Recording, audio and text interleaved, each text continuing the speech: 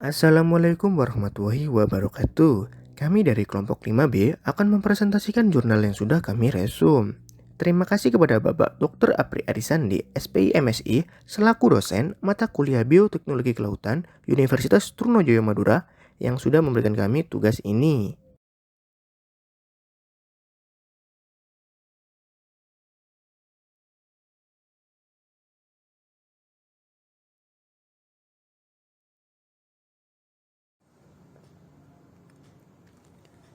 Pendahuluan. Buangan industri adalah salah satu masalah pencemaran yang perlu ditanggulangi. Bahan pencemar yang berasal dari aktivitas industri, pertanian, dan kegiatan rumah tangga berpotensi menimbulkan perubahan kualitas air. Pencemaran yang terjadi sangat berpengaruh bagi biota laut yang hidup di dalamnya.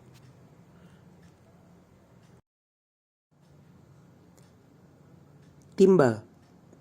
Timbal mempunyai sifat beracun apabila masuk ke dalam tubuh organisme makhluk hidup.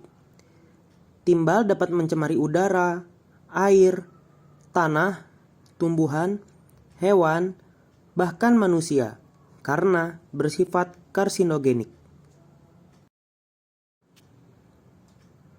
Bioremediasi. Bioremediasi merupakan suatu proses pengolahan pencemaran limbah sebagai upaya perbaikan kualitas lingkungan dengan memanfaatkan makhluk hidup. Salah satu makhluk hidup yang berpotensi sebagai agen bioremediasi adalah mikroalga. Salah satu jenis mikroalga yang digunakan untuk mengurangi kadar logam berat di perairan adalah Chlorella vulgaris.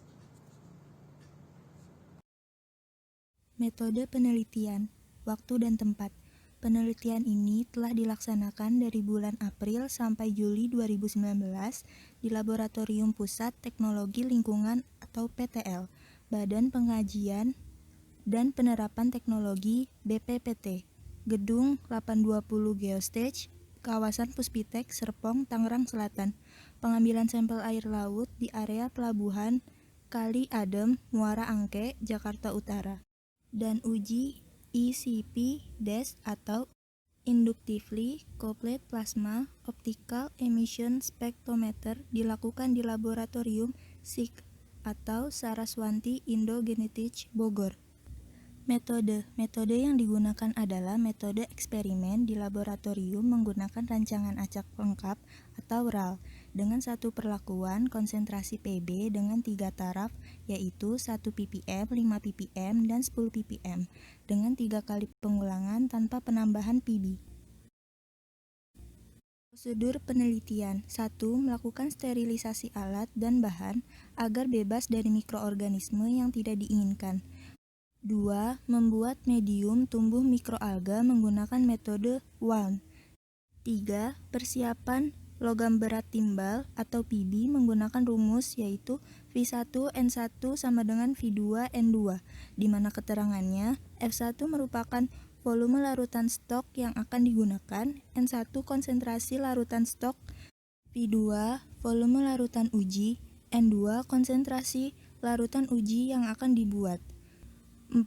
Pengukuran optical density atau OD menggunakan spektrofotometer UV, vis, dan hasilnya berupa grafik absorbansi terhadap panjang gelombang. 5.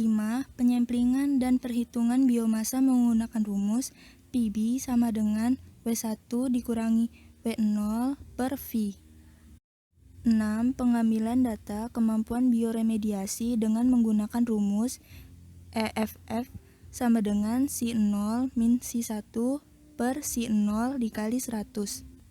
7. Analisa data dalam bentuk tabel grafik kemudian diuji statistik dengan ANOVA dengan kepercayaan 95%. Baik teman-teman, sekarang kita bahas hasil dan pembahasan. Yang pertama yaitu parameter kualitas perairan. Dapat dilihat pada tabel bahwa terdapat 3 parameter yang diukur yaitu suhu, pH, dan juga DO, di mana pengamatan dilakukan setiap hari yaitu ada H1, H4, H7, H9, H11, H13, dan H15, di mana setiap parameter itu diberikan konsentrasi yang berbeda-beda.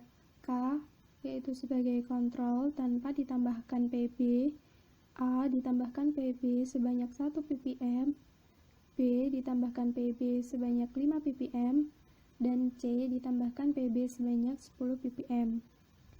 Parameter kualitas air dapat mempengaruhi kehidupan secara langsung dan tidak langsung. Dari tabel di atas dapat disimpulkan bahwa suhu yang diperoleh berkisar antara 24,1 derajat Celcius sampai 28,8 derajat Celcius, di mana diperoleh pH rata-rata yaitu 7 dan DO berkisar antara 5,08 mg per liter sampai dengan 5,80 mg per liter. Dari hasil tersebut, perairan termasuk ke dalam kondisi yang baik.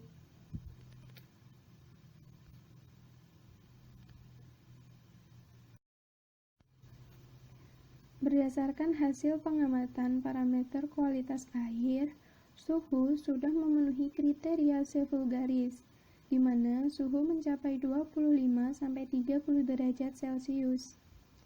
Di sini, suhu sangat berpengaruh pada laju pertumbuhan mikroorganisme, di mana peningkatan suhu dapat menurunkan suatu kelarutan bahan dan dapat menyebabkan peningkatan kecepatan metabolisme dan juga respirasi mikroalga di perairan. Hasil pengukuran pH dalam penelitian termasuk ke dalam normal. Hal ini dikuatkan menurut Diah 2011 bahwa pH optimum untuk pertumbuhan C. vulgaris yaitu 6-7. C. vulgaris membutuhkan oksigen untuk proses respirasi.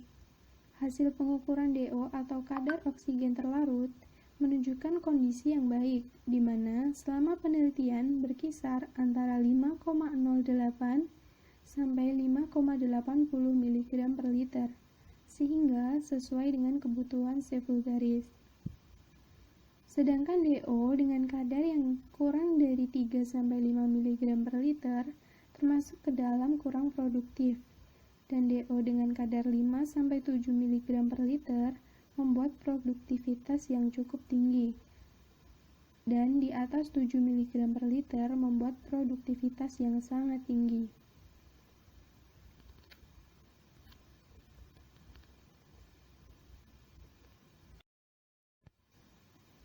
Selanjutnya yaitu pengukuran nilai absorbensi. Pengukuran nilai absorbensi atau optical density ini digunakan sebagai data pendukung pertumbuhan kultivasi mikroalga C. vulgaris. Pengukuran ini dilakukan setiap hari pengamatan dengan hasil yang dapat dilihat pada grafik, di mana pengamatan dilakukan dari H1, H4, H7 sampai dengan H15 seperti yang ditampilkan pada grafik, di mana dimulai dari H1 sampai dengan H15, nilai absorbensi terlihat meningkat. Nilai absorbensi yang tertinggi pada perlakuan konsentrasi A atau 1 ppm yaitu sebesar 1,6252. Konsentrasi B atau 5 ppm yaitu sebesar 1,5099. Konsentrasi C atau 10 ppm yaitu sebesar 1,4384 dan K kontrol tanpa pemberian Pb yaitu sebesar 1,503.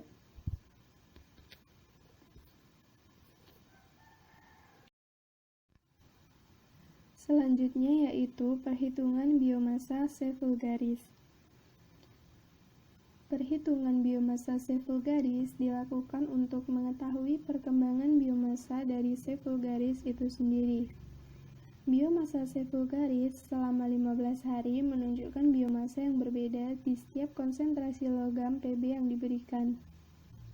Berdasarkan grafik, dapat dilihat bahwa hasil biomasa C. vulgaris optimal yaitu terjadi pada H ke-13 dan mengalami penurunan pada H ke-15. Pertumbuhan tertinggi terjadi pada konsentrasi A 1 ppm sebanyak 10,30 gram per liter dan konsentrasi terendah pada C 10 ppm sebanyak 7,13 gram per liter.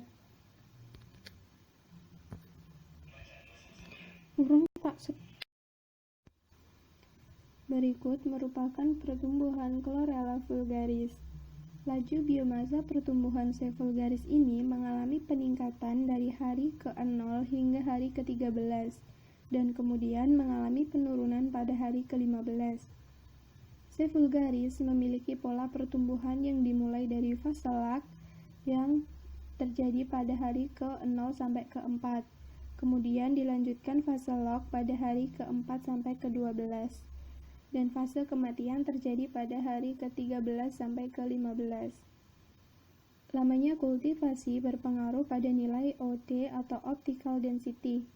Semakin lama kultifikasi, maka semakin tinggi nilai OD baik ppm pada perlakuan kontrol tanpa penambahan logam Pb maupun perlakuan penambahan logam Pb sebanyak 1 ppm, 5 ppm, dan juga 10 ppm. Perhitungan biomasa C. vulgaris ini dilakukan untuk mengetahui perkembangan biomasanya. Selanjutnya dilakukan uji menggunakan one-way ANOVA yang diperoleh nilai SIG sebesar 0,00 atau SIG kurang dari 0,05. Kemudian dilakukan uji lanjut menggunakan LSD, diperoleh hasil perbedaan yang sangat nyata pada semua perlakuan atau SIG kurang dari 0,05.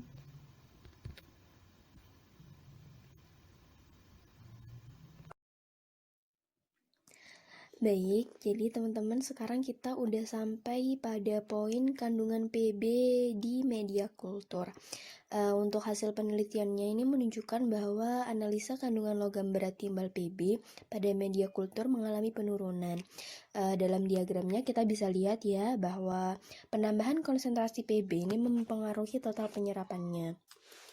Untuk penambahan konsentrasi Pb sebanyak 10 ppm dapat menyerap sebanyak 96,8%, dilanjutkan dengan 5 ppm dapat menyerap sebanyak 96,2%, dan 1 ppm dapat menyerap sebanyak 90%. Untuk kontrol tanpa penambahan Pb itu yaitu 0%. Berdasarkan uji one-way ANOVA dan uji lanjut LSD dapat diperoleh hasil bahwa terdapat perbedaan nyata pada semua perlakuan yang diberikan pada media kultur. Efisiensi penyerapan Pb oleh Chlorella vulgaris, di mana efisiensi penyerapan Pb oleh Chlorella vulgaris ini berbeda pada setiap perlakuan. Untuk efisiensi terbesar berada pada perlakuan 10 ppm, yaitu sebesar 96,8%. Kemudian ada beberapa hal yang menyebabkan Chlorella vulgaris ini dapat melakukan penyerapan timbal Pb. Yang pertama yaitu adanya selulosa di dinding sel Chlorella vulgaris. Dalam struktur kimianya, selulosa ini memiliki gugus OH sehingga berpotensi untuk mengikat ion logam karena gugus OH terikat untuk berinteraksi dengan absorbat, di mana absorbat dalam penelitian ini adalah Pb. Interaksi selulosa pada dinding sel Chlorella vulgaris dengan Pb merupakan mekanisme detoksifikasi ekstraseluler toleran. Kemudian yang kedua yaitu adanya pembentukan protein pengikat logam dalam mikroorganisme. Dalam hal ini, protein yang terbentuk yaitu metallothionein dan fitokelatin. Protein dapat berikatan dengan logam berat karena memiliki gugus sulhidril dan akan terakumulasi dalam vakuola melalui proses enzimatik. Fitokelatin ini akan membentuk kompleks logam berat dan berfungsi sebagai detoksifikan. Baik, jadi kesimpulannya si Chlorella vulgaris ini memiliki kemampuan yang tinggi dalam menyerap kadar logam berat Pb. Untuk persentase penurunan tertinggi berada pada konsentrasi 10 ppm yakni sebesar 96,8%, untuk konsentrasi 5 ppm yakni 96,2%, konsentrasi 1 ppm yakni 90%. Setelah kultur selama 15 hari dan tidak dapat menyerap kandungan logam Pb pada perlakuan kontrol. Terima kasih atas semua pihak yang sudah berkontribusi pada pembuatan presentasi kali ini. Kurang lebihnya kami mohon maaf. Wassalamualaikum warahmatullahi wabarakatuh.